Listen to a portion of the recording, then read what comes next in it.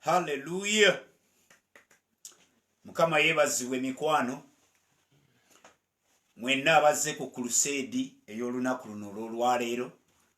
Tubaaniriza erinnya lya Mukama liweebwe ekitiibwa era tuteka ekino mu maaso ga Mukama ayogere n'emitima gyaffe, ayogere n'emitima gyammwe mu lugendo luno lwa last chance. Omwaganya nga guweereddwa buli mukkiriza yenna. Twongera okubeetondera ku Lwokutaano tetwasobola kubeera nga tubeera ffenna mu last chance olw'ebintu ebitalaze, naye twebaza Katonda tetwabuliddeyo.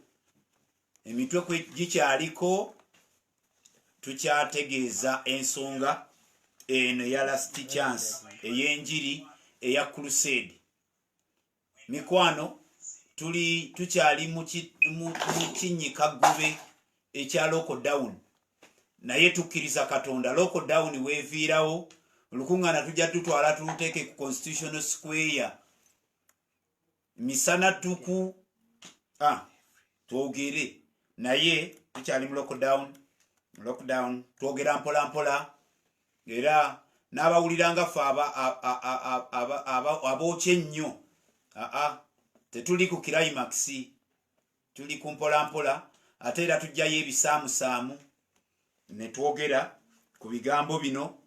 Amazima go gali nti ebiro bye tulimu twetaaga okubaako ebitereera ng'eggwanga, ng'ekkanisa.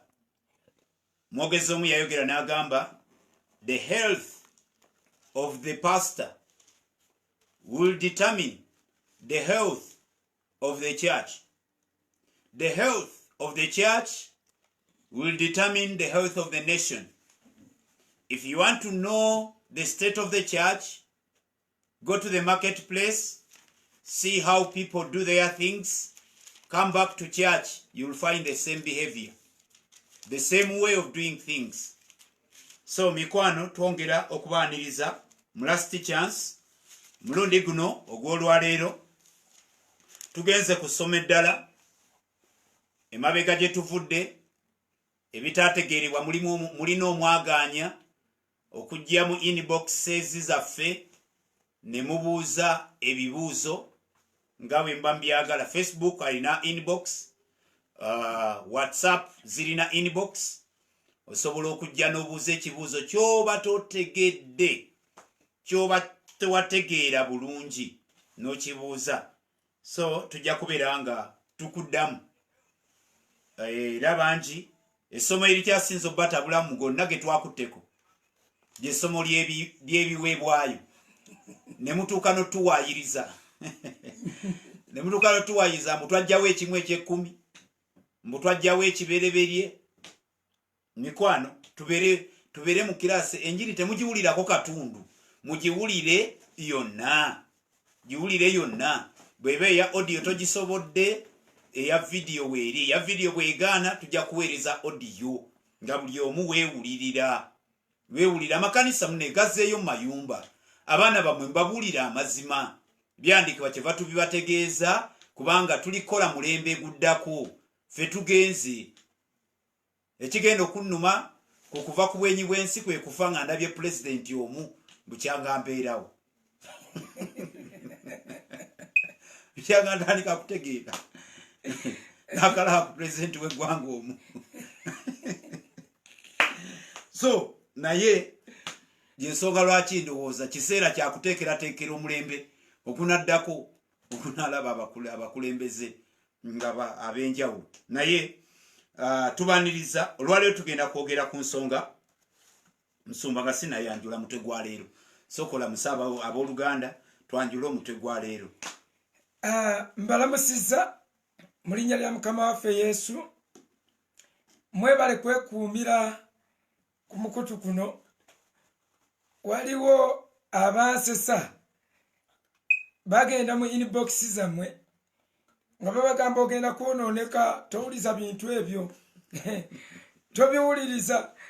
Aliwo omusumba ayise endikaze azigamba mwekuume message ze oluganda mu kuyejjera ti.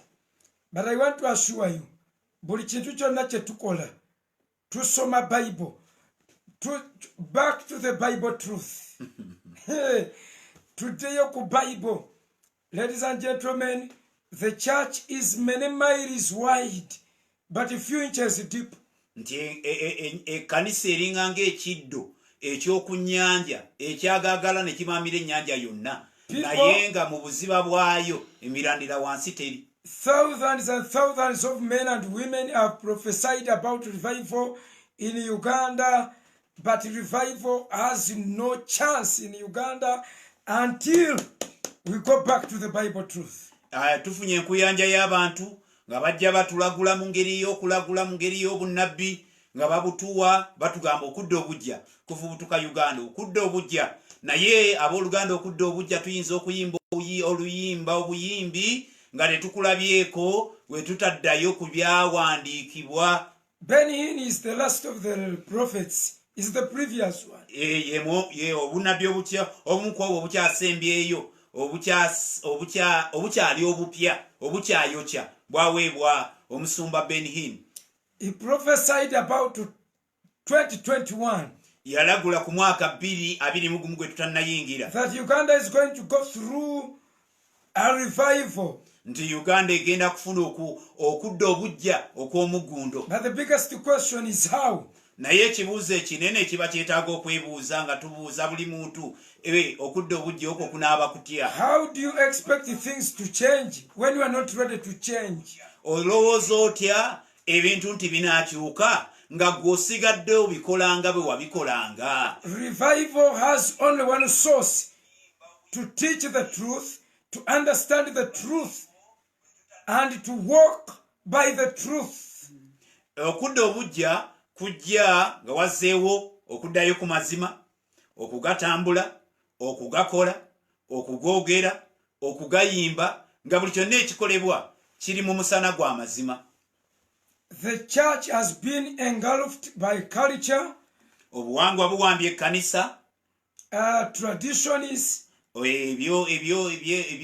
festivities, emikolo, religion n'obusamize. N'obusamize for sure. Tujja kujja obusamize tujja kugogombola obusamize. Ebyo byonna nga tebituganya kwekyusa, nga tebituganya genda mu maaso. Tujjudde obw'obuntu, falsehood, obulimba obungi ennyo, obw'obuntu, okweyagaliza, injustice in church, omuluvu mu bakulembeze,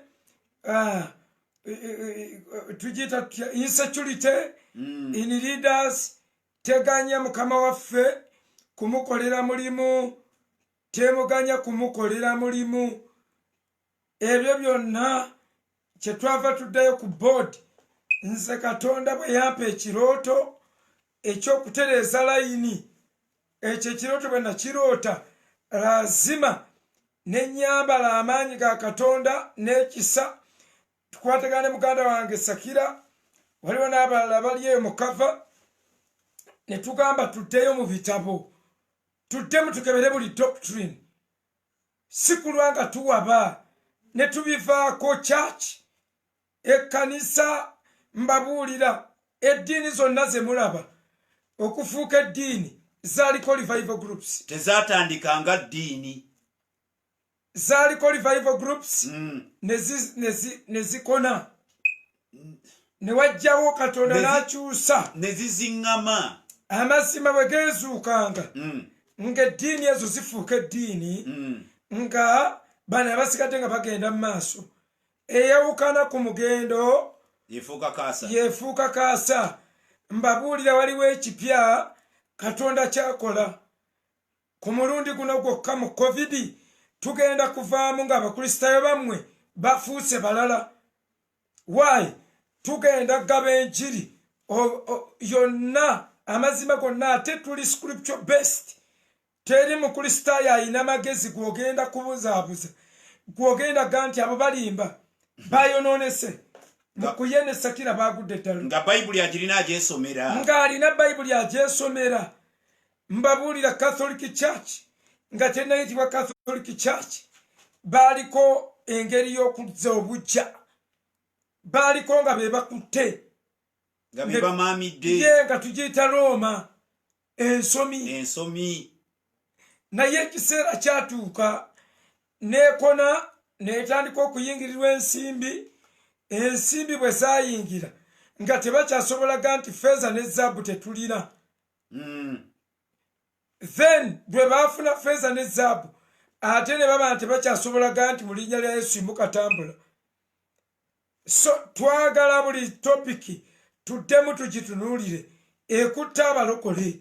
Mbanjagala na bino ebintu omuntu abitunuulira ate personal level bintu byanzikiriza twagamba nti obulokoze oba obulokole tebulina bakita batya bino abayimbi basooka ne bakola ne bajja ne bazannyamuko enkeera ne balihasinga twagamba life is a one stage play. No rehearsal. Whatever you are doing, you are acting. Tewali byakwegezaamu. Once you were born, the day we are put on stage. Mama we yakuzala nakusa ku stage. Whatever you are doing, you are acting. Ebirimu nabadde negezaamu. Tebegezaamu. Ate tebulina round about. N'olwekyo mbeere careful. Bwe tufa wano tugenda buli omu kuyimirira ku lulwe. Buli chupa n'entobo yaayo. Buli omu agenda kuwoza yekka. Bino tebiriiko mbu nagenze nawe mu Geyeena. Mbu kakati olwo. Mbu banejjerezo olw'okuba gwe wantute mu Geyeena. Tebiriiko. Buli muntu alitwala omutwalo gwe. Buli muntu alyetika mutwalo gwe. N'olwekyo bassebo ne bannyabo kyekiseera tutegeere buli kazima konna okuyita mu byawandiikibwa. Musumba tugenda kwogera ku end times. Eschatology. Yes, sir. Eschatology is the study about the end. Nga tusoma ku biro ebyenkomerero. Kye tuyita eschatology. Nga tugenda okusoma ku bino njagala kusooka kubalaga confusion eri mu nsi. Lwaki kikulu ffe okuvaayo kitereeza. Ekikifuula ekikulu kwe kuba nga buli omu ayogera bibye. Ensi yonna eno ye subject buli kabondo k'abantu nga kakkiriza nti waliyo enkomerero oba bakkiriza oba si bakkiriza nga bakkiriza nti eriyo enkomerero. Abasamize bakkiriza nti waliyo enkomerero. Era ekitontome kiri gye twakijja kagwa yalayira ekiri mu ggulu eri kankana omwana omuto aliyita nnyina omukulu n'ayita engozi emu zaali bbiri okuzaala akaliga ani yakazaala kyetondeke ekitooke ebbaala ekitulutulu vuluba. Kati abo baali mu ssabo basamira. Kagwa n'ayimuka n'aga mbabuulira tukyasamira naye ensi egenda kukankana kyotyo. Omwana omuto ku lunaku olw'entiisa agenda kuyita maama w'omukulu. Maama ng'adduse ayite engozi eyamulekanga ngozi yange aliyita nnyina omukulu n'ayita engozi. Mbu emu zaali bbiri ne zizaala akaliga nga bali ku Mwoyo Mutukuvu ne Katonda kitaffe. Ne baleeta omwana akaliga akajjawo zaali bbiri okuzaala akaliga. Ne babuuza naye ekizakitire kwabo ababiri ani yazaala akaliga. Omusamize naga kyetondeke ekitooke ebbaali. Kyetondeke kyekintu ekyetondawo kyokka nti kitya nga bw'olaba ekitooke ebbaali.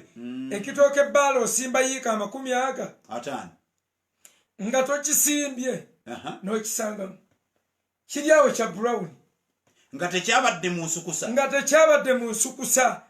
Mu Buganda bo bakimanyi nga tewoyina naawe gye wakijja n'obuuza banno kino ekitooke ne bakubuuza wakijjawa kyajja kyokka tekyalimu. Kyebaga kyetondeke ng'ekitooke ebbaale mbu bwe kyetondeka kitulutulu vuluba. Katonda yenzija gye yajja oyinaga tulutulu vuluba. So bassebo ne bannyabo twogera ku end time. The end must come. No one can stop the end. Enkomerero erina okubaawo. Byokayanamu osobola bikayanamu naye ekyenkomerero terikaziyiza. Byonna bijja kutuuka biggwe. Ffenna tulabikeko mu maaso g'oyo agenda okusala omusango. Olwo olunaku gye luli. Waliyo olunaku lwe boogerako, lunaku olw'entiisa, naye nga bisaana gattula ntubitegeera. Ne tumanya what is our role. Ffe tulina rolo ki ku nkomerero? Ffe tugiteekateeka. Enkomerero ejja buli abasiraamu bakikkiriza. Si basamize bokka. Abasiraamu bagikkiriza. Abasiraamu bakkiriza nti enkomerero ejja. Abasiraamu bakkiriza babaga nti enkomerero ibe neetera otuuka. Isa alikomawo. Abayimbi music agenda kweyongera nnyo. nnyo hadithi zigamba ne tekinologi mbwagenda kweyongera nnyo. Bonnabbi alaba ebintu gabiringa ebibuka nti izo zaali helikopita. Kakati era ne boogera nti nabbi Isa agenda kudda nga era ye ke kabonero ak'enkomerero. Ebyo mwebiri mu kitabo kyabwe. Busiraamu bukkiriza mu lunaku olw'ekiyama. Bubaluyita lunaku lwa kiyama. Gabalwogera bayimba olunaku olwo. Era wano mu ssula ya 43 mu kitabo kyabwe. Olinawo? Leeta. Ssula ya 43 anti twajjula bitabo wano. Mu ssula ya 43 gye bayita Surat Zukhruf. Wano tuli mu Qur'ani. Eno mu Qur'ani. Yes. Nabo bakkiriza mu lunaku lw'enkomerero.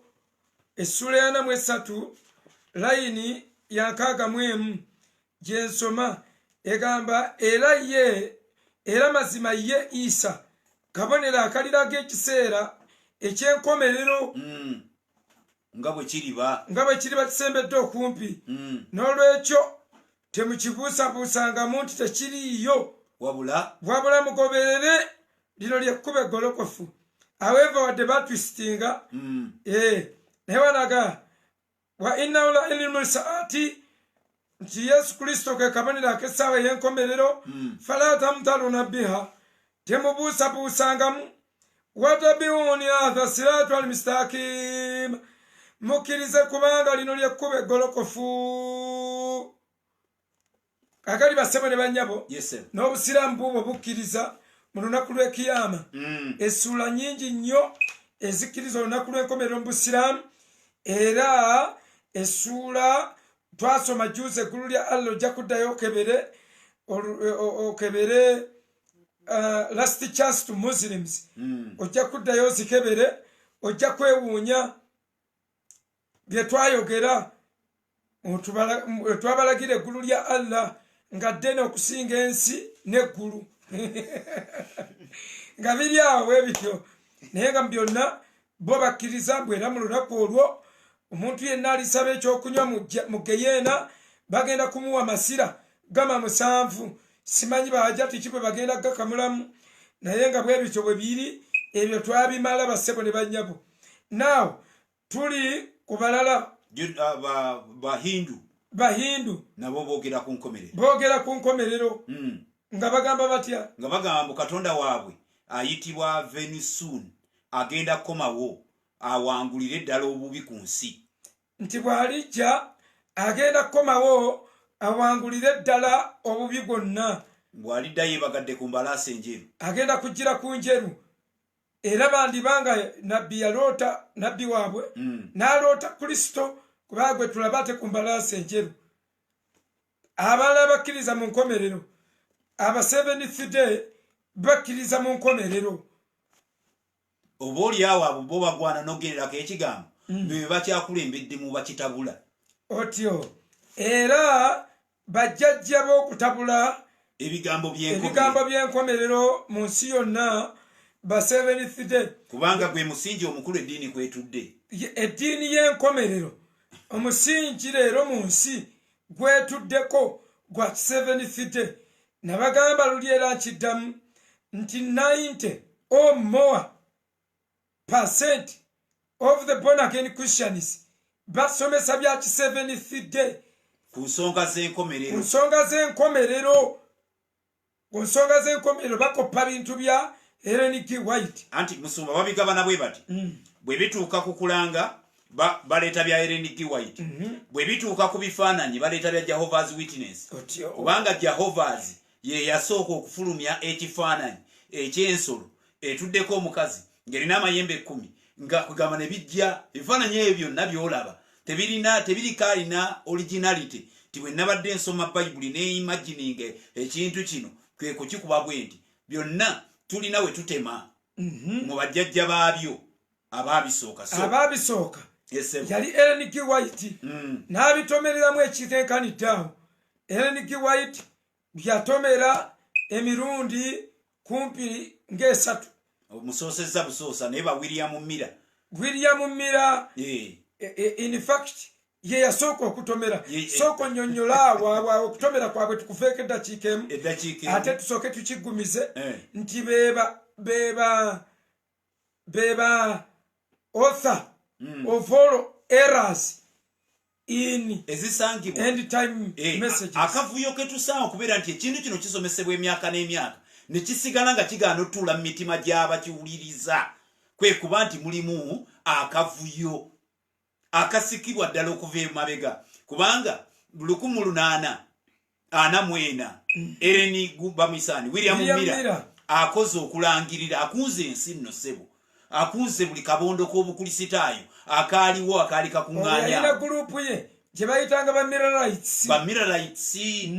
So bw'abakuŋŋaanya abagambye nti enkomerero ejja ensi teyeekuuze tebakuŋŋaanye mu kisaawe ne balinda baleme kuzitowereza Yesu kuba abasombe mu bigaali nga tebaagala kutambula nga magumba g'Ezeekeri ne basalawo bo beekuŋŋaanye abasanga erumu abo baatuulawo ne balindirira ne bagamba wa omwaka gugaanye. Omwaka bwe gugaana Yesu agaana okudda. Omusajja yeebulungulula akomyawo ekibala agamba nabazaga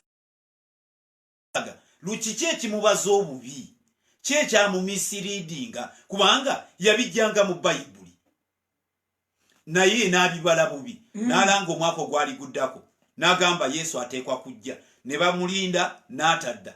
Disappointment geno buzo mu 7 side yenna omubuuze kye bayita great disappointment kyeki ajja kikunnyonnyola kubanga ate bo baamazima munnaayo ebimu babyogera bo baamazima abamu abasinga balina amazima gano ngamba speaking the truth ngamba okwogera nga teyeegaana ayogera ekintu nga kimusuula mu kinnya naye n'akyogera nakkiriza oba walina balwadde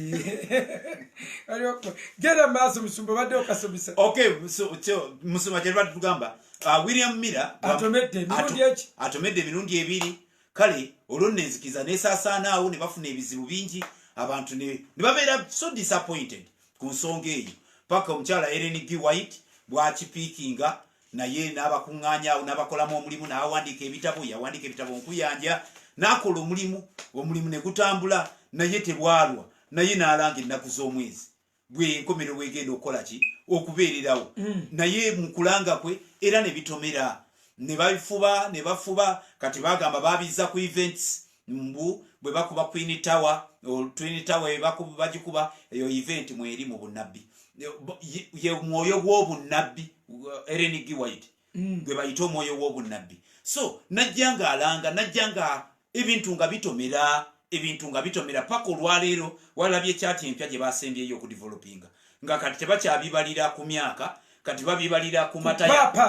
bava ku paapa eri ne bijjanga bitambula ne batuuka kati babibalira ku lugero lw'amataya 25 era nga babimenyamenyaawo the midnight hour ne bagamba the Sunday law gamba kavuyo kanji ebibalobalo byonna kyaki byebalabala ebijja kuba 7th day ebibala ebyo mathematics oyo kwebijja kakati abadivent ne bapowa ne baggwamu amaanyi olwa great disappointment eyo ne basigala eddiini nga enafuye nnyo tufunawo abaddako be ba Jehovah's Witness. Ba Jehovah's Witness balanga enkomero Jehova yatomera oba emirundi abajehova baba katomera emirundi gemeka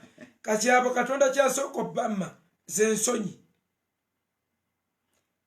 Gwe bw'oba oyagala okulaba omuntu ataswala tolumba malaya tolumba muntu yenna mulala. Aba Jehovah's Witness mu ssaati zaabwe enjeru n'obutaayi bwabwe byeddiini etaswala n'akamu bajja balangirira enkomerero ne bannyonnyola ne bagamba nti Yesu mu 1914 enkomero yatandika. It marked the end of the last days.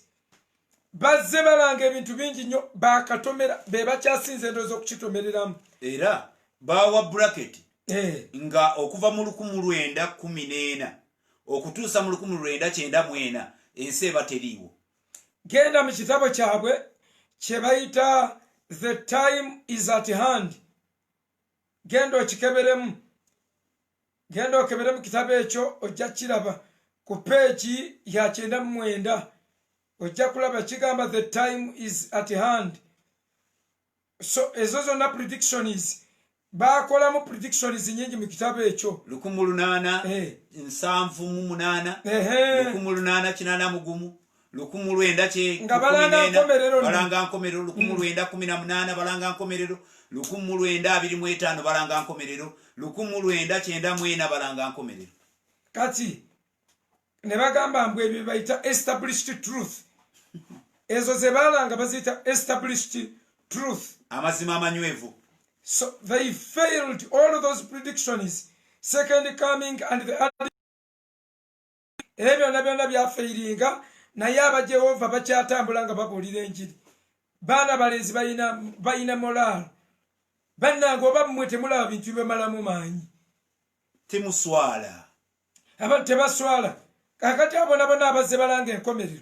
Abaabeweeka ku mugongo. Aba Jehova batandika okukuba ebitabo byabwe. Bagenda bagaba obutabo obwo manuscripts kubanga bo bagamba nti Bible yaabwe gye bayita WTS.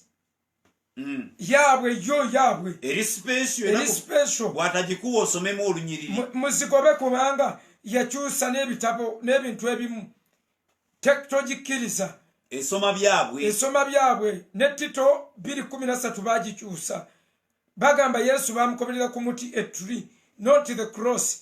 Kati ebyabwe birala temukkiriza bo bagaba free literature bakabira bwerere. Omanye ensi kye yatubbako. Abalina abatalina mazima they are givers. Balina generosity. Ate abalina amazima bakodo. They are very stingy. Bakodo nnyo abakutte amazima. Kakati Jehovah's Witness ekube ebitabo n'ebigaba ddowa tu ddowa negaba byabwerere. Ekkanisa n'egaana wadde okuba bu tracks wadde okukola kakadi akeebaza ba givers wadde okubaako obuntu bwekola obugamba thank you for supporting this ministry throughout the year. You have been a supporter. Wadde okukyasaanya ka airtime egende mu inbox ya giver ebeeko kyemugamba ebeeko Sarah James. I mean bano abali stingy ate be bakutte amazima. So ladies and gentlemen, abo bonna balanga enkomerero. Bannasayansi balanga enkomerero. Robert Munyago yali akola ku Radio Uganda n'alanga enkomerero ng'asomye ebintu atuleetedde nga waliwo ekiyinja ekigoba Earth nga planet speed babaze wa planet Earth nga ejja kuba egikutte ku speed kwe yali egigobera. Ku speed kwetambulira n'ensi gyedduka ng'ensi edduka mpola nga waliwo planet egivaako emabega ng'edduka nnyo egitwalaganya. Ne bakalikiroti nga egenda kuba egikonye bw'eneekoona planet Earth ffenna tusaanewo. Kale ebintu ebyo ne biyitingana. Firimu ne zizannyibwa. Genda ononye firimu bagiyita Armageddon. Oguyinja gwafubutuka ne gusimbula ne gulumba ensi gujja ku nsi. Mwagukola mutya? Olwo tuba tuli mu firimu anti. Matimanyi gwe kawo nabo.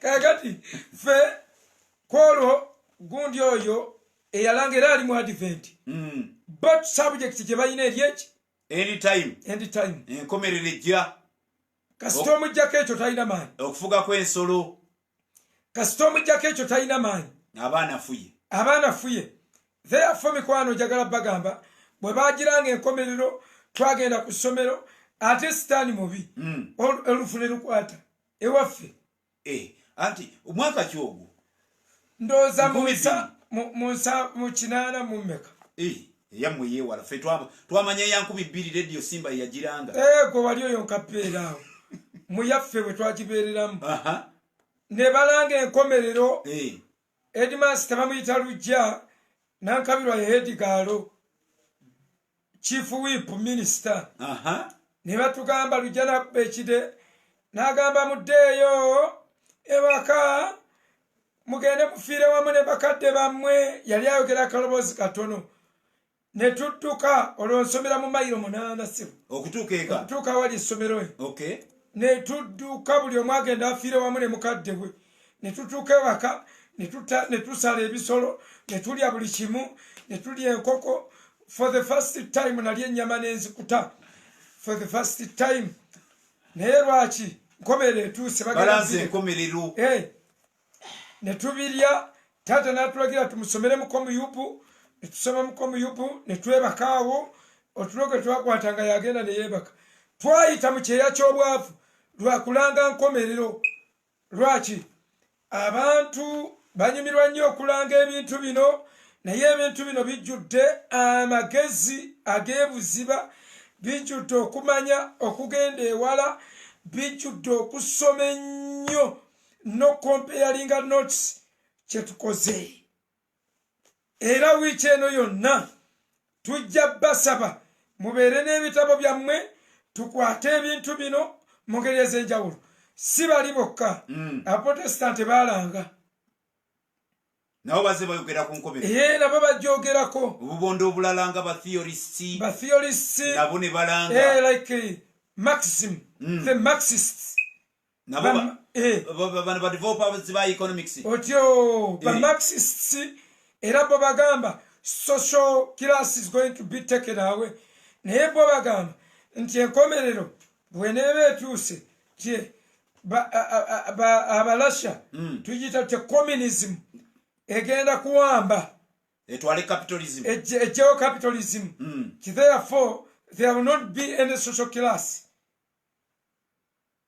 ye Marxism era yalanga nti yo yasinga nnyo okuzimba globalization ani nowingire ebyo byonna byonna tubiwulidde naye tugenda kukozesa ebitabo bingiko kubanga abasajja ba Malthus eba developing the theory eza population reduction ensonga yakubeera nti ensi ejja kubunaaba ejja kuzitoowererwa tubeere nga food supply eri lower than population growth kati ensi egwe mu katyabaga n'olwekyo tuba tulina okudevelopinga family planning methods tusobole okulwanagana n'okugejjako n'okweyongera kw'abantu ensi eri mu mitawaana bannaye basebo ne bannyabo n'abalokole abazze balanganga ebintu bibalemerera ate nabo tebeenenya nno teri akomawo kugamba nti abange musaasire tebeenenya omukisa gwe balina nti abantu baabwe tebaanalayizinga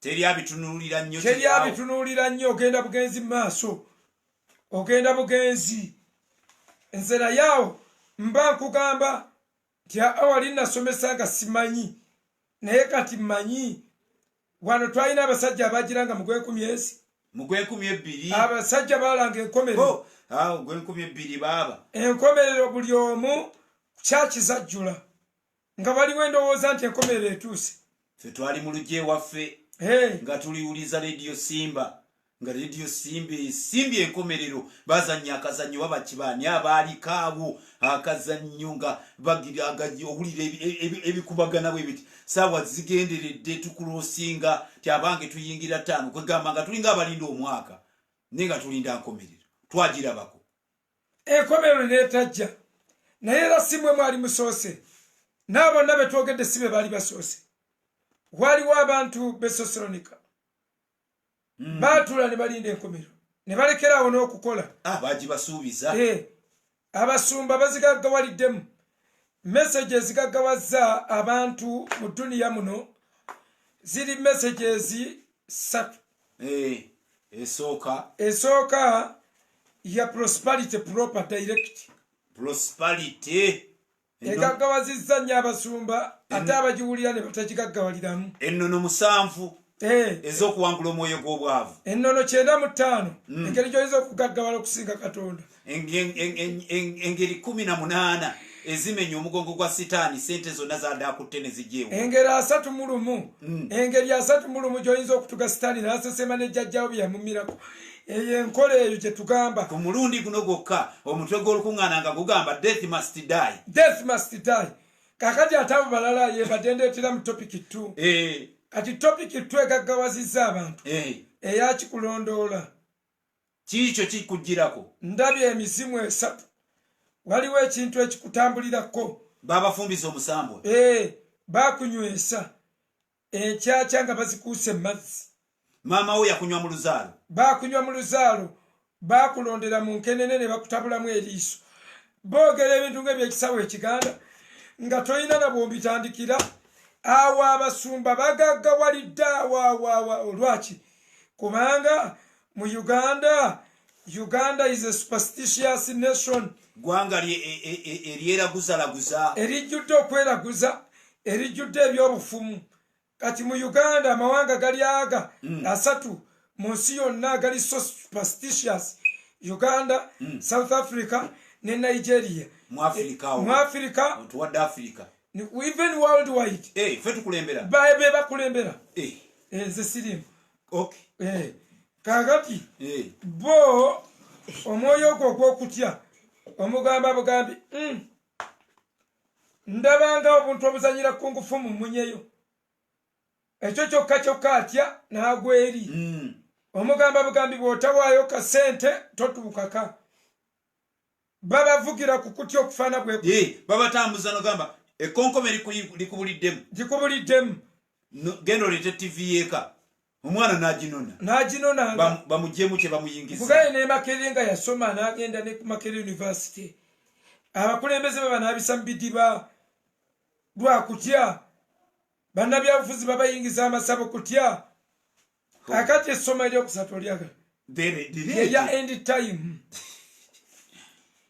time kasita nkulaga nti tokyalina nnaku 3 wano ku duniya owedde sente oba ozitegekera nsolo okolera bwereere mufubira bwereere bigundi byammwe era bagipakeginga nga bakugamba nti tunda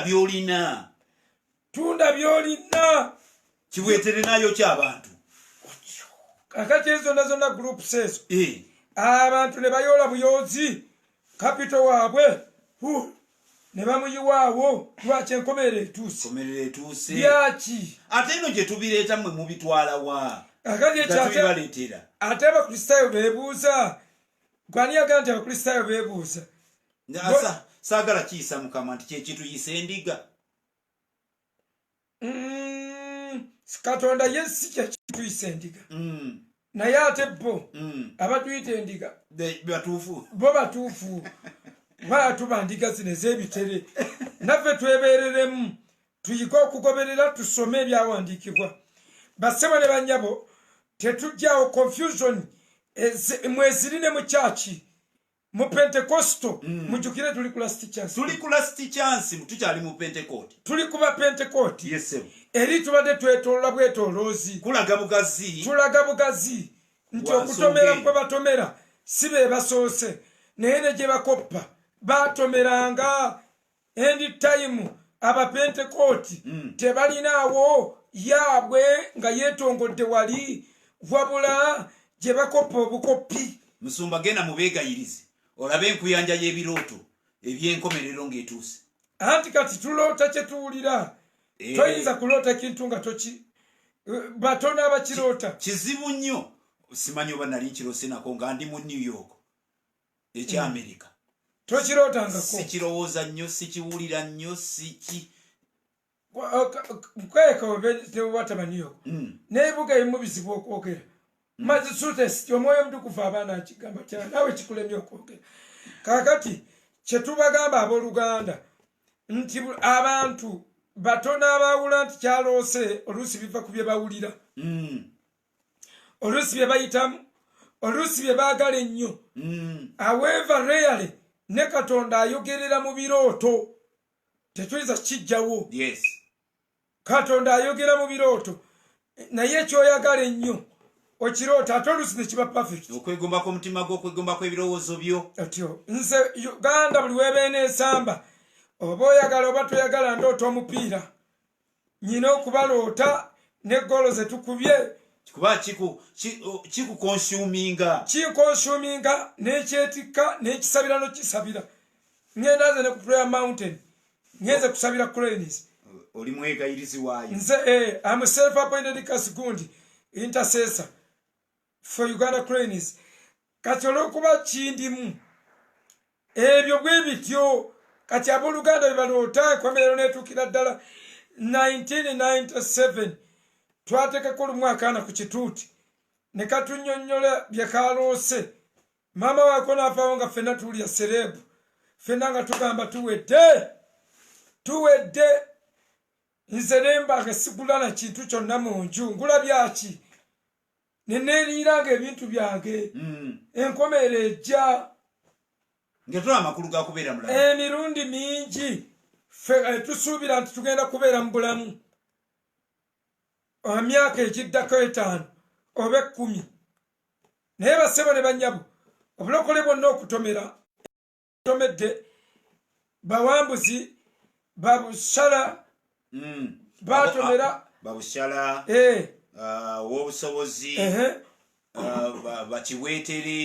kibwetere baani so bangi bali awo no okimanyi nti eriyo n'ojuzi w'emiti yanaawe awo eyeeyita Katonda abo bangi ow'obusobozi Katonda waliwo owa movement abakyusiza ne mwambala yero bali abambala yero oyo terinamuggala teri amuggala oba ali kamwenge ali eyo kamwenge oyo naye Katonda mbu kale ebyo byonna bassebo ne bannyabo church twagala tuluŋŋamire wamu twagala tusomere wamu okwate ebitabo byo okeneenye ensonga zino leero tukola introduction confusion eriwo esinga ekulembeddemu zonna yeeno abasinga bagamba nti ekkanisa egenda kuyita mu kubonaabona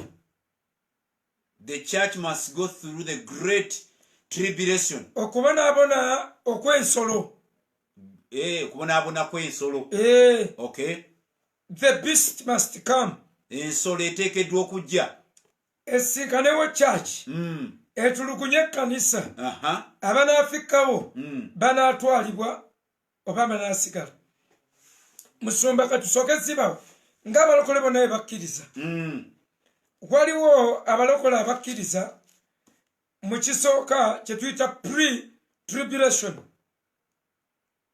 onookifunula pre-tribulation nga ekibonyoobonyo tekinnaba kubanga musumba okuvunula katusooke tukole bwetti nti olw'okuba views zino ze tuli okubawa oba ensomesa z'enkomerero nga bwe zisomesa zirina kwe bazibeesinga nga okugamba okukwakkulibwa bwe basimba okukwakkulibwa ne bajja basomesezaako then ne basimba okubonaabona oba okufuga kw'ensolo ne bajja basomesezaako ne bajja basimba okudda kwa Kristo the second coming ne basomesezaako ne bajja basimba the millennium reign okufuga kw'emyaka 1,000 Kristo ng'ali ku nsi afuga emyaka 1,000 ne basomesezaako kati yes ezo determining points kwetubuuliza ebibuuzo nti gwoli waaki kakati tuyinawo pre-tribulation abo baba bagamba nti ekkanisa egenda eyita mu kiyigganyo ejja kugibwawo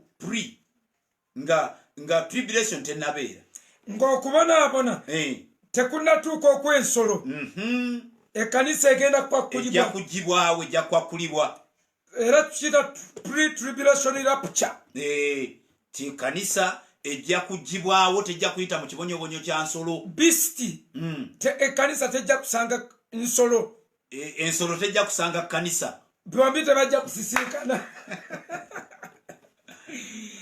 eyo view eyokubiri beba post tribulation abo bo bagamba nti okugibwawo kw'ekkanisa erina kugibwawo ng'emirimu gy'ensolo gimaze kugguka ekiyitamu ekibonyobonyo kiramba si bagizingako lumu bye tupimirako tuli ku rapture millennium beast reign of the beast n'ekirala kye tupimirako 7 year week the 7 year that period. mysterious week ensumba sekira tubalira wano tujja gibala it is so mysterious tujja gisoma naye kakati wano post tribulation view be bagamba ntugenda kuyita mu kiyigganyo emyaka 7 gigweko abali babalamu balitwalibwa mu ggulu abali babafudde ne bafa eyo mbuulira ku nkomerero bweneeba oba bwenejja ezo zonna tuli mu balokole yesebo endala abalaba mid tribulation kati nno musumba era katonera tunonako mpolampola nti nga tuli mu balokole temulowooza nti tuli mu Uganda tetunafunayo munnauganda adevelopingayo view eryo ebbanja lyetulina so tewaba avaayo n'aga nti tewaba avaayo n'agyeripako eyo bakuba gundi you don't qualify tewali n'ogu bino twogera bw'abaayo ayimirire twogera ku mubiri gwa Kristo mu bulokole ze bakkiriza twogera ku mugendo gw'ekkanisa empentekooti gyevudde mu bulamba bwayo mu bwaguuga bw'ensi kakati toga nti ekyo bali kugundya tetumuliiko kubanga teri ayina view wano mu Uganda enamba ng'asobola ogishepinga n'agimalayo ng'abagidevelopinga we bagidevelopinga actually kubanga okugyowuninga okubeera nti osomesa kubanga musumba biri waliwo okubeera ng'olina view yo nkeera ku makya nentekawo view endaba yange then ne wabeerawo okubeera nti nonye ku ya pasita mukuye gye yasomesa naye era nayo nennema okuggusa ekyo kye mbatengezaako okunnyonnyola okay ne wabaawo gurupu y'abalokola abalala nga bo ba mid tribulation bo bagamba batya nti ekkanisa mid tribulation egamba nti wakati mu kibonyobonyo ky'ensolo ewajja eri wiiki mu kibonyobonyo kya wiiki 7 eky'emyaka 7 etyo 3 kitundu wakati waagyo kanisa ng'evaawo very good kati abo aba mid tribulation eyo naye mugiwulidde nnyo ng'ebeera hinted nga bagikoonako oba ng'ekoonebwako oba ng'esomesebwa tuzze tugisomesa mirundi mingi mu bible schools mu machachi ne ku media tuzze tugisomesa ne wabeerawo n'endala gye bayita pre-tribulational partial rapture nti ekkanisa ejja kwakulibwa naye wakati awo wakati ekkanisa bajja kutwalako abeetegese ya partial rapture okay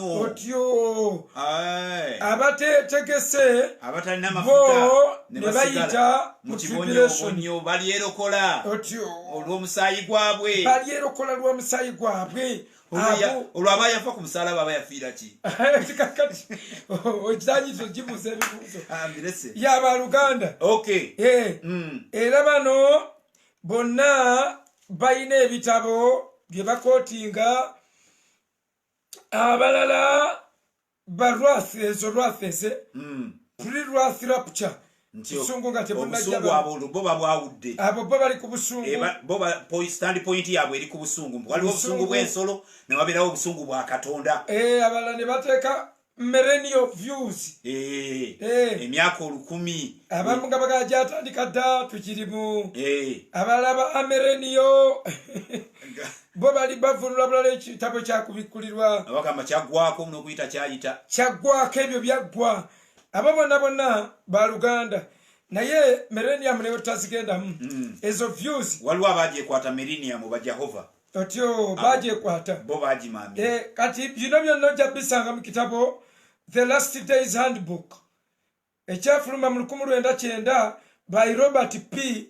Lightner ku peegi 63 kwekyokusanga pre-tribulational view ate ku peegi 65 kwekyokusanga post-tribulational view ate ku peegi 67 kwekyokusanga mid-tribulational view ku peegi 71 kwekyokusanga partial tribulation rapture. Era njagala okusaba abali ku crusade bw'otuuka mu bookshop yonna n'okisanga nga gyekiri I need a copy of it.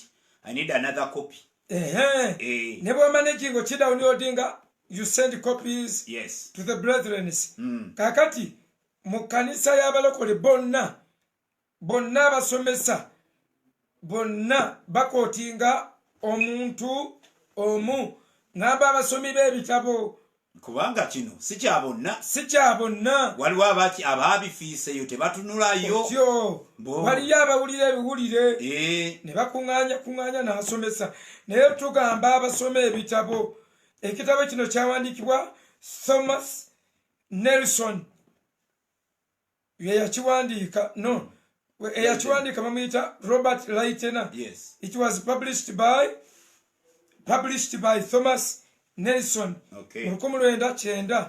Kakati mu 1909 omusajja ono abalokole ne bafunirayo ku view zaabwe nga bamaze okulaba ng'ebintu bitabuka bibatabuseeko tujja baweereza audio ka speed muddemu muwulirize mpola agaye ka speed kangi for sure enkya we tunaaba abuuza kitabo kimusumba ekitabo tukiyise The Last Days Handbook mugaye ka speed kangi The Last Days Handbook by Robert P. Lightner.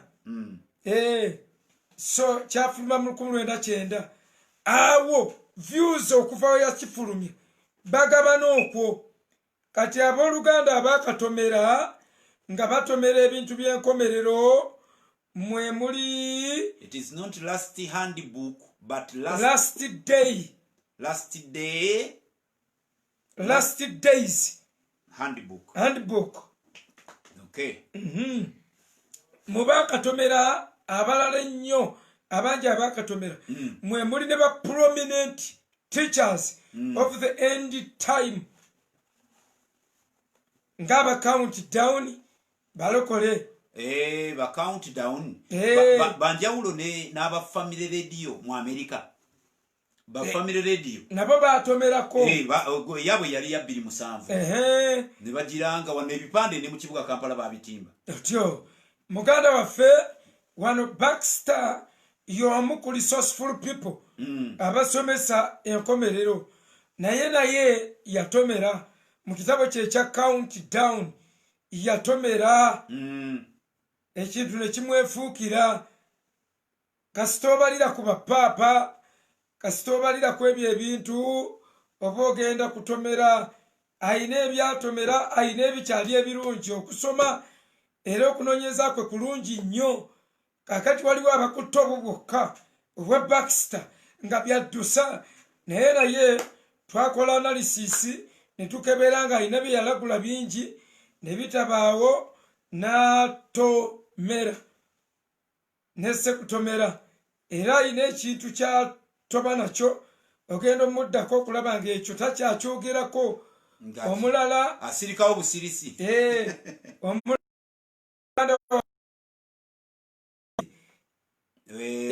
yamanyiddwa mu end time. Mu end time tebakulimba mu America bwe bakubuuza nti ngende mu end time church kyesomesa ku end times olagirira bulagirizi bwa John Hagee naye yazza abona n'okutomera okungi ekibatomeza speculations kulanga nnaku kwesiba ku bantu abantu balokole ne bagamba Obama is the beast.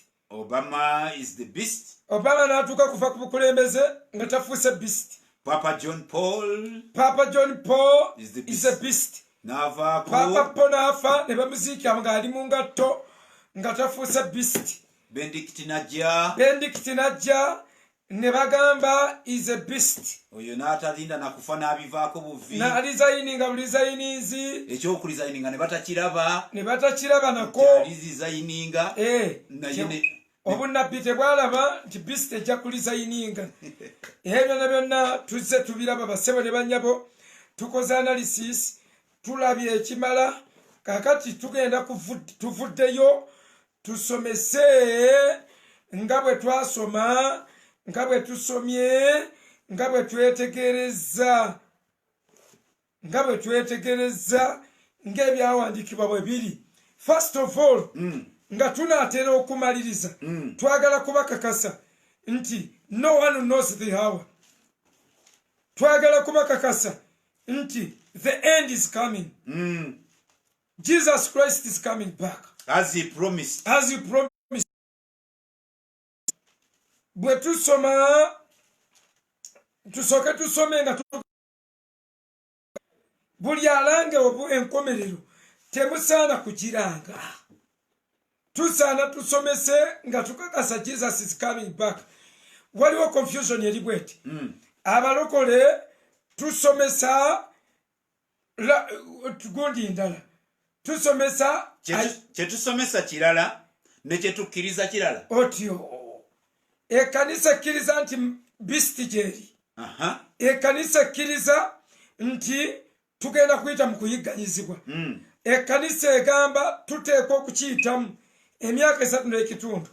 Kyokka ate obasanga bagamba ajja atwalako abeetegese ng'ate bayimba ndala. Kwaya ya chachi bayimba mid tribulation. Kwaya yimba mid tribulation. Na pastor abulira mid tribulation. Kwaya yimba pre. No. Mid tribulation. Passion mid passion. Pastor abulira mweteeketeeke Kristo ajja. Essaawa yonna ajja. Kati ate neerabira ensolo. Nti ate tulina okuyita waawo ali mu nsolo. Kakati confusion ya waawo. Gye twagala tubatereezeemu specialists naye nga bali researchers ate nga abalabye ebiro. I have been a pastor for 22 years. Active. Bwe mutuuka ku crusade mwe muyimba post. Ate aba crusade Yesu Kristo bw'alidda omwonoonyi alidda. Kitegeeza alijja we muli. Mujjukire waliwo ebintu bibiri. Okudda kwa Kristo ku nsi n'okukoma kwa Kristo mu bbanga. The rapture. The rapture. Kati abamu babigatta. Kyova olaba kwaya yimba byayo, Sunday school neyogera ebirala, pastor n'asomesa ekirala, kakati ate ne tubeeraawo bwe tutyo. The confusion. Our God is not a God of confusion. Katonda waffe si Katonda wa kavuyo. Si wa kavuyo. Omwoyo Mutukuvu Bayibuli egambye alitulungamya amazima gonna. Kati for that matter, munaatugaana mumaze tuwuliriza. Muwulirize, mujje n'ebitabo ku crusade, tutandike okuzungulula ekintu kimu ku kimu, tubuuze okuwaba kwonna kuva nno kuwa. Okuwaba kwangu nnyo, we kwava kyangu okutereeza. Twawabira ku Daniel 9. Daniel 9 n'avuga baavuze n'abatwala. Mu Bayibuli olowooza bingi. Daniel 9. Matayo 24. Matayo 24. Naye n'awagulawo Basesalonika 2. Basesalonika 2. In fact Basesalonika yenna ye kanisa yo. Otyo. Eba yeetaaga kukyalira yonna. Yonna ya Basesalonika. Then ne tusooka tulaba ekitabo kyakubikkulirwa kitambula kitya tukitambuza tutya lwaki ekkanisa eyogerebwako mu ssuula 4 mu chapter 2 mu ssuula 3 chapter 2 chapter 3 actually mu ssuula 2 kubanga eyokuna olunyiri olusooka chapter 1 introduction, chapter 2 ekkanisa, chapter 3 baziwunzika, chapter 4 netuyingira kubiri mu ggulu. So twagala kutereeza layini. Yes, ebo. Confusion zive mu kuyigiriza kubanga namwe muteebereze confusion bwe zijjula bwe zityo mu church omwoyo mutukuvu tetuba naye ani atubikkulira tutwale ki omwoyo omu twaweemu omwoyo mutukuvu etwakkiriza obanga tulina omwoyo omu nga yabikkula ebyawandiikibwa nga bayibuli egamba alitulaga amazima gonna lwaki biba byanjawulo lwaki buli omu bw'ogamba nga buli omu ayina ekintu kye bwakikola ki bwakisomesa bwakivunula ovunula kikyo ovunula kikyo obaawo tuli kugwa mukama waffe gwate wafiirawa kino omulimu tukola gwa mukama waffe omu.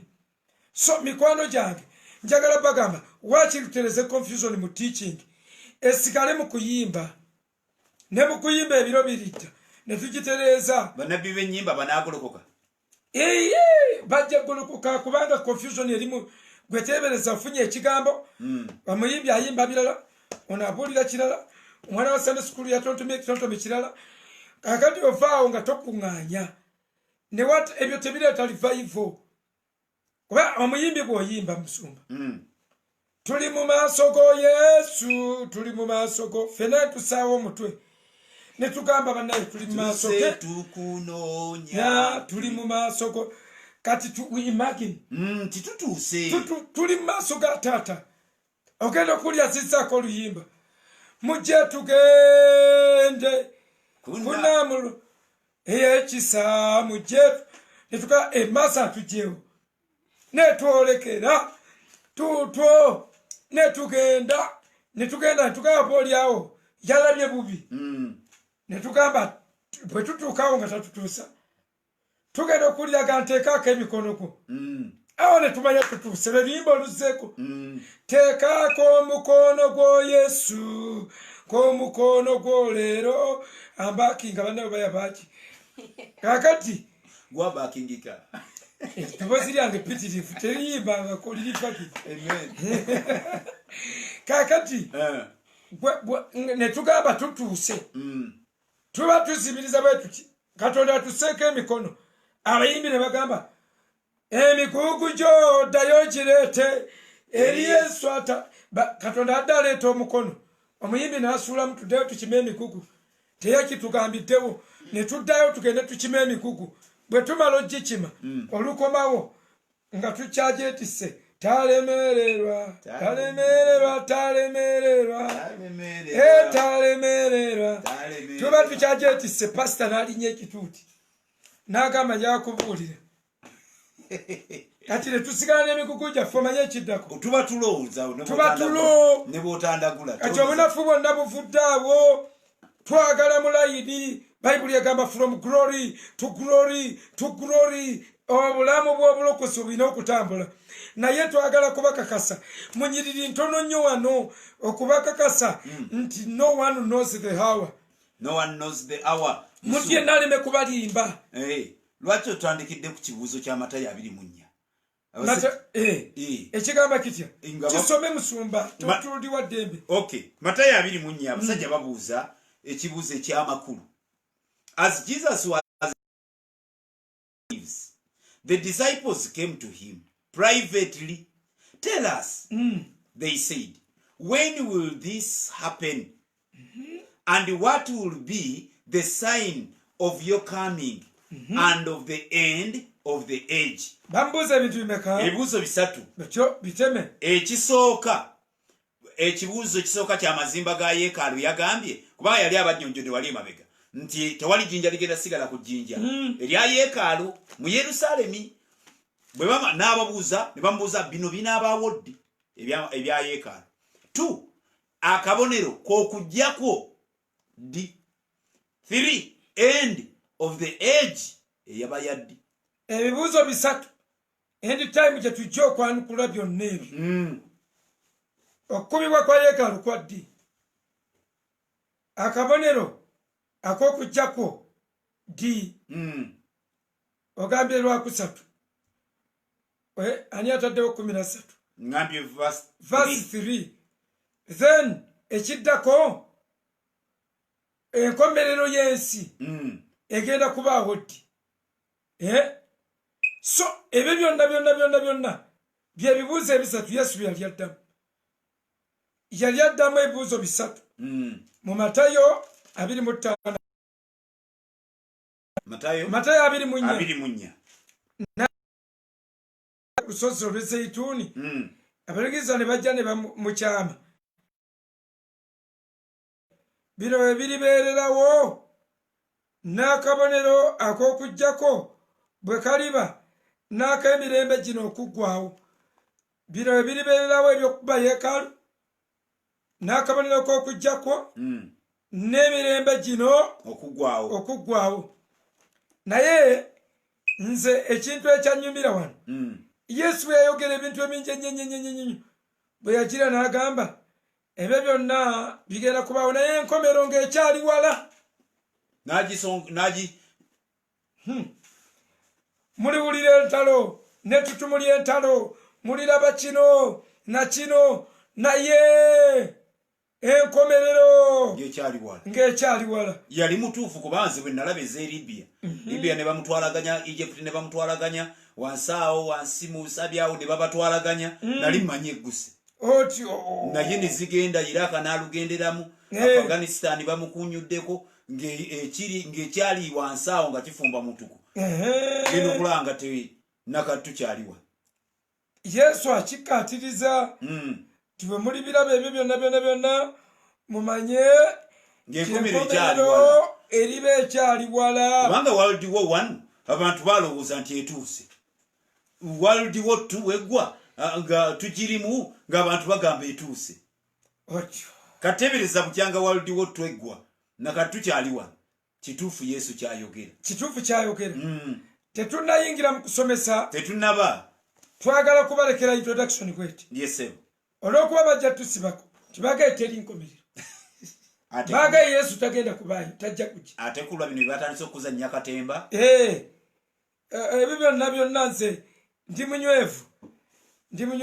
Kakati twagala kabakakasa Yesu ajja naye enkomerero obudde teryabumanyi, teryamanyi ssaawa manya, teryamanyi wadde olunaku. Matayo 24:36 tunabayisizaamu n'atugamba nti olwayo tebatuwadde wadde akanyiriri. Bayogedde bwogezi. Omulokole afa nnyiriri. Tulikagamba no one knows the hour. Matayo 24 layini ya 36 egambye no one knows about that day or hour, not even the angels in heaven, nor the Son, but only the Father. Kakati kwe kwomanyira abantu tebasoma Bayibuli. They simply pretend. Ellen G. White akulembera obwadiventi alemwa atya okuba nti yasoma lunyiriri olwo. William Miller alemwa atya okuba nga akulembedde ekibinja kye kyaba Millerites n'atasoma lunyiriri luno. Abaluganda abateekako deeti n'abalala bataddeko deeti. Bamikwano ba Jehovah's Witness babuukawo Bayibuli eno tebagisoma. Tewali no one knows, not even the angels. Kitegeeza omuntu yenna talina kulangirira nkomerero. 39 olwa layini eno egambye and they knew nothing about what would happen until the flood came and took them all away. Tukkiriza abakootingira teryamanyi biseera kubanga ne Nuuwa tebamanya mpaka amatabalo gajja. Kubanga musumba luba lulungi okulusoma okuva ku lwa 38 nga lugamba for in the days before the flood people were eating and drinking, marrying and giving in marriage, up to the day Noah entered the ark, and they knew nothing about what would happen until the flood came and took them all away. That is how it will be at the coming of the Son of Man. tukatiza no one knows. Nana mubiri mpaka kwa 5 mulumu. Anamubiri paka 5 mulumu agambye, therefore keep watch, but wabyakola. Keep watch, because you do not know on what day your Lord will come. Tetumanyi tuina keepinga nga tuwochinga. Kubanga teri amanyi. Mukama waffe wajjira. Musumba ne bogera kwa 25:13. 25:13. Lulu nalo tulese. Tewali muntu ateekeddwa kuteeka lunaku wadde ssaawa ku bintu by'enkomerero. Bintu by'enkomerero mujjeko ennaku z'omwezi. N'okupointinga ku bantu. N'okulowooza mbu gundi ye bisti, gundi ye bisti, gundi ye bisti, bye bisinza okuwabya ekkanisa. Therefore keep watch, because you do not know the day or the hour. Makko 13:32.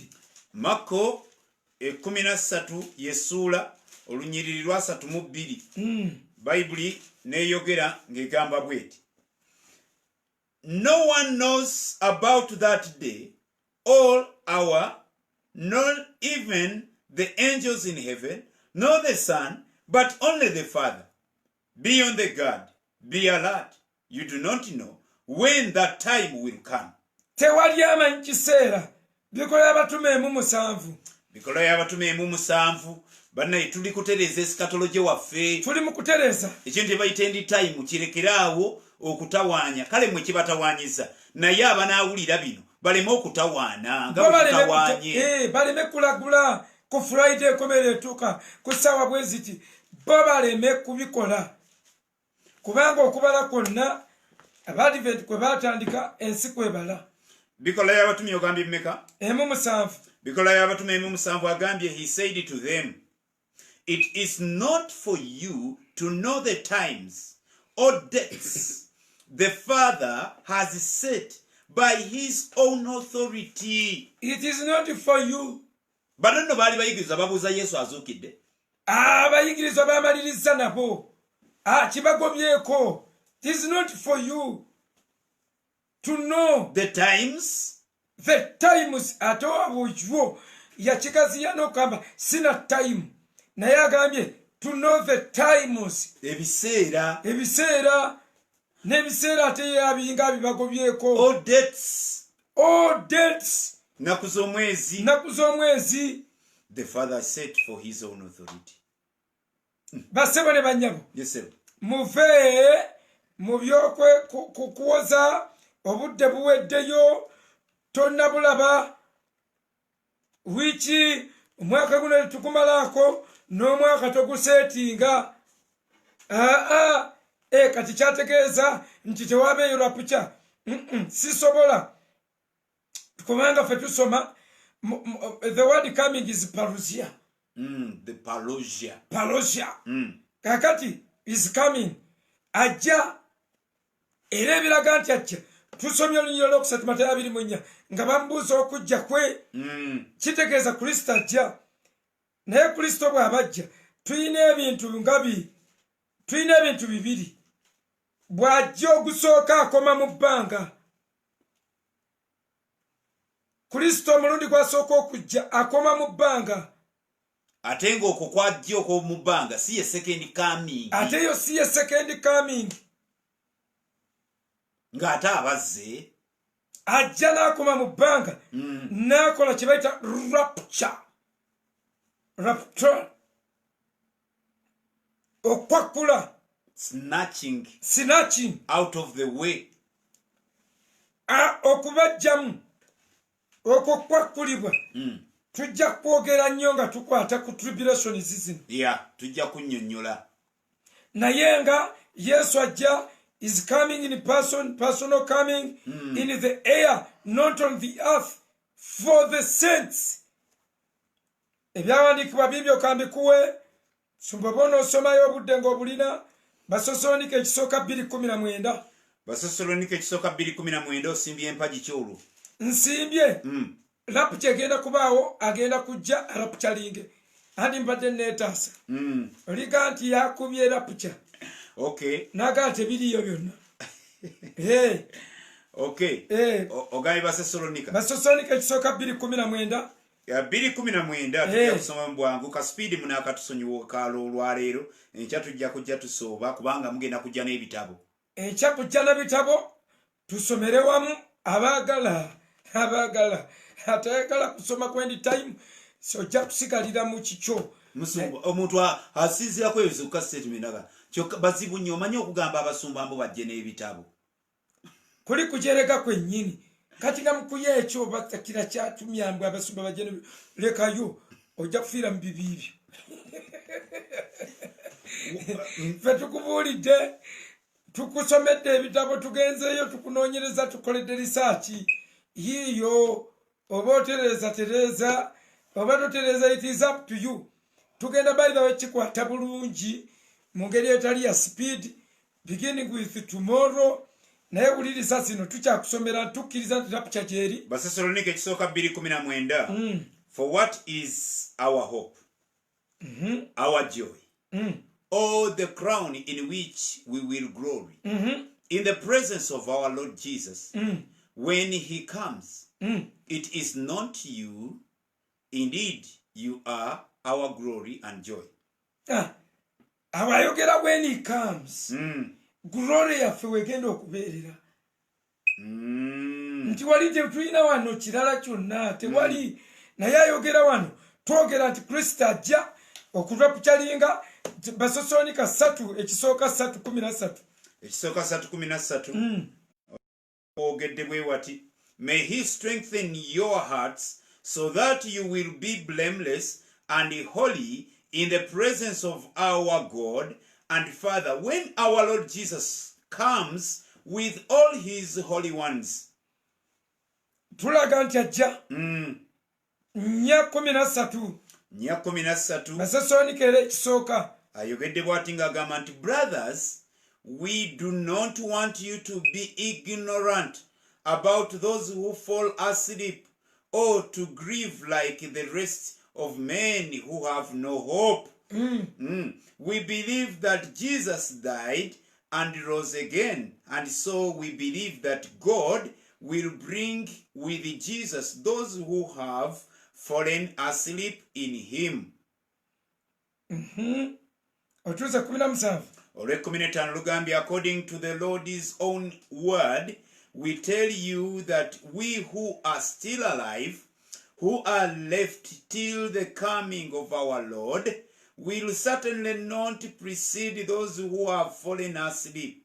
For the Lord himself will come down from the heaven with a loud command, with the voice of the archangel, and with the trumpet call of God, and the dead in Christ will rise first. Okay.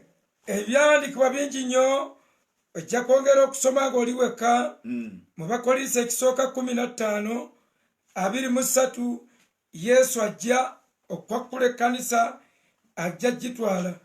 Bakolinso ekisooka 15 51 mpaka 58 Yesu ajja essaawa yonna yonna asobola okujja tetumanyi oba mu 2025 mu 2:54 tetwali amanyi.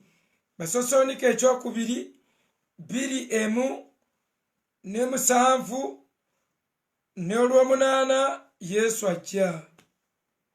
Yakobo 5:7 olw'omunaana Yesu ajja kukima kanisa.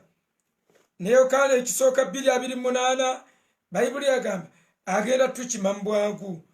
Agenda tukima. Yokaana 14 olusooka mpaka ku lwokusatu agangenza kubateekerateekera bifo nkomawo gyendi batwale nammwe mubeereeyo. So mikwano endala eza second advent nga z'okutuula kuno nazo weeziri nyingi gwe tujja okutandikira tubalage mpola mpola. Aweeva enkya tugenda kukola enteekateeka bweti jangu n'ekitabo end time tetugenda mubuulira mu tooni ye evangelism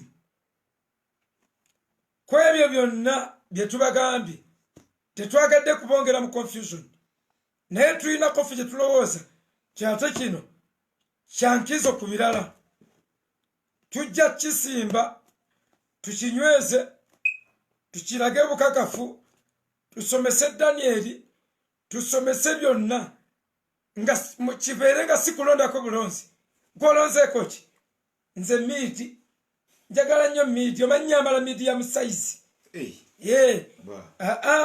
twagala tukusomese otegeere okkirize nti ekkanisa ejja kubeera bweti our position as a church tugenda kisomesa tusomese position gye tulina ku nsolo tusomese position eya Isirayiri tusomese position ey'okubonaabona tusomese position tugenda kusomesa eyakubikulirwa 12 tusomese kubikulirwa tujja mukwata tumuyitemu mpaka ku chapter esembayo nga tulaga buli kintu nga tugenda tukiraga n'amakulu gaakyo n'okuvunulwa kwakyo bannange mukama abawa omukisa mubijje mu personal feelings ne woba wali wasomesa bulala n'owulira oba pasita wabadde asomesa bulala muve ku kyakwatayo nti kiri kyekyakwatayo enjogera eyo yekubya abapentekooti ala abapentekooti bakusomera obasomera olunyiriri n'obawa n'ekyawandiikibwa n'obawa ekitabo n'obawa vaasi ne chapter n'abibuukamu n'agamba wagambye ate oyo kale oyo ate aba advanced muko ate oyo omulala agamba ng'abantu bangi bagamba ani bangi be baani ani ali mu ggulu so tugenda kuba tukwata end time fe tukusomese nga bwe nkirowooza nze naloota ntereeza layini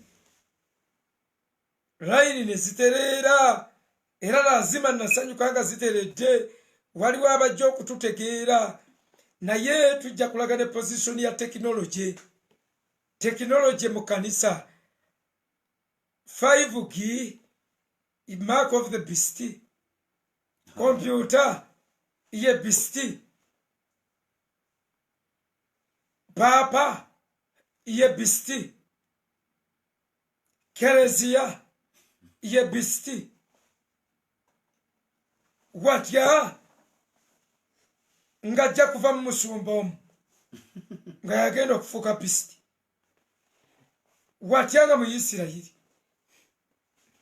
so tugenda kukozesa ebitabo bingi nnyo byebitabo mbikubuulidde Spirit-filled, that book the Bible is a good one kusomesa any time ekitabo byonna mbikuŋŋaanyi by the way byonna bikulu nebya Baxter bikulu nnyo mulimu ensobi entono ezo yatomeramuko naye ebirala bikuyambako ate wakiri onoomanya olunyiri gye luli therefore enkya mutulindirire n'ebitabo byammwe somesa mpola mu tooni ya wansi tukole series eza end time abaana ze balisangawo mwabalala kakyama mamera bwokagolola kamenye kabumenyesi bwomugolola ayomba buyombi bwomugolola ayomba buyombi bwogolola yesitala bwesitazi bwomugolola tukamu inbox yogamba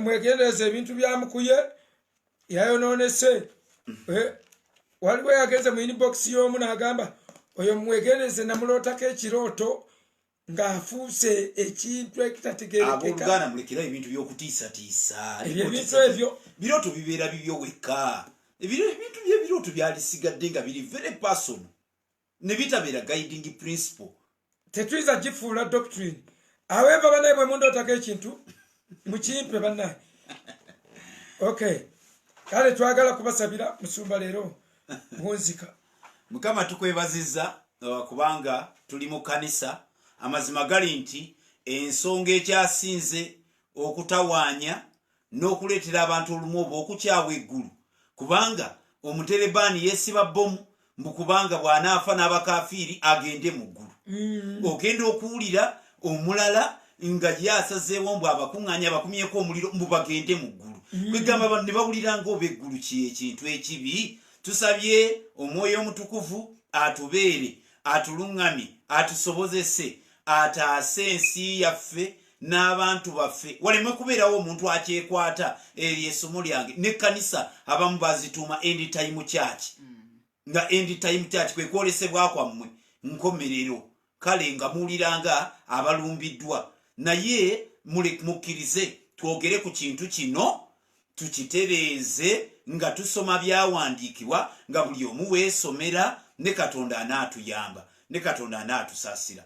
Nze kambasabire busabizi enkya lwe mujja okwatula. Katonda omuyiza w'ebintu byonna, tukwebazizza olw'abooluganda bonna. Enkya bayambe, buli omu ajje n'ekitabo, ajje n'ekkalaamu. Olaba ne mumakyakigaabwe tebawandiika. Ku mulundi guno babeere abantu basobole okuwandiika ebintu bino. Wabeewo abatereera, wabeewo abalokoka, wabeerewo bootaasa. Omwoyo wa Mukama Bayibuli egambye nti yegwa anaaluŋŋamya mu mazima gonna. Tukwetaaga, tusabye omukisa eri bannyinaffe, eri baganda baffe, abawuliriza, abaspealinze otulo twabwe, ne babeera ku last chance, abalisikinze abantu baabwe okubalaba nti negundi kwali, ne batatya. Mukama tubateeka mu mikono gyo, bakole bulungi, bawe omukisa, bongereyongereyo. Abantu abasyalinga obubaka buno, Mukama abo bo bawe ekyensusso, ababusaasaanya mu ngeri ya audio, abasaasaanya video ku Facebook, ku YouTube, Mukama abo bakolere, kubanga baba bayimiridde mu bigere bya mubuulizi wa njiri, omuyinza w'ebintu byonna. Tusabye nnyo omukisa eri abo abayimiridde nga bateekako data ono, nga bateekako okulaba nti omulimu guno teguzikiranga bukyanga COVID atandika. Mukama erinnya lyo liweebwe ekitiibwa, tukwebazizza mu linnya erya Mukama waffe Yesu Kristo. Amen. Amen. May God bless you. God bless you. Tusigala olunaku lw'enkya, jangu n'ekitabo tugenda kusoma. Amen.